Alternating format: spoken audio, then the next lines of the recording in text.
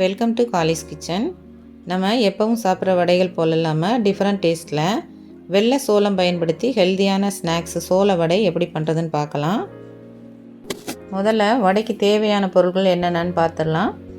1 cup வெள்ளை சோளம், 1/4 cup உளுந்து, 1/4 கப்பு அரிசி, 10-12 சின்ன வெங்காயம், 1 கொத்து கறிவேப்பிலை, கொஞ்சம் மல்லி இலை, 3-4 வரமிளகாய், 1 டீஸ்பூன் சீரகம், தேவையான அளவு உப்பு, இதெல்லாம் எடுத்துக்கலாம்.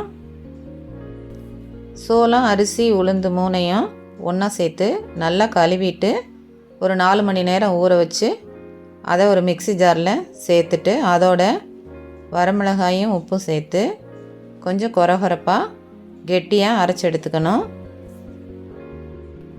பாருங்கள், மாவு இந்த பதத்தில் இருக்கணும்.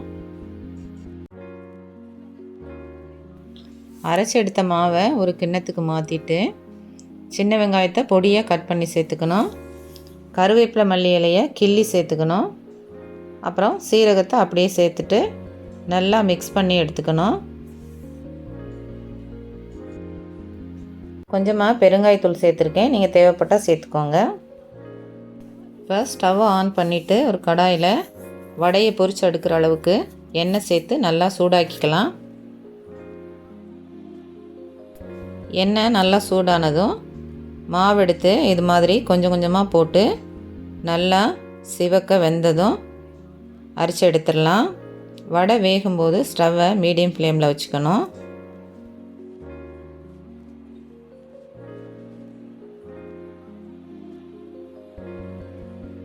எண்ணெயில் மாவை போட்டதுமே நம்ம கரண்டியால் திருப்பி விட்டுறக்கூடாது.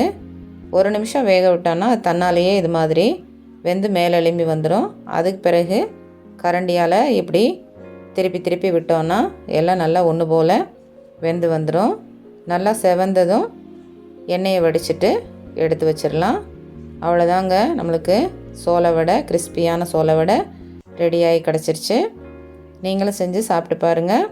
வீடியோ பிடிச்சிருந்தா லைக் பண்ணுங்கள், ஷேர் பண்ணுங்கள், சப்ஸ்கிரைப் பண்ணுங்கள். நன்றி, வணக்கம்.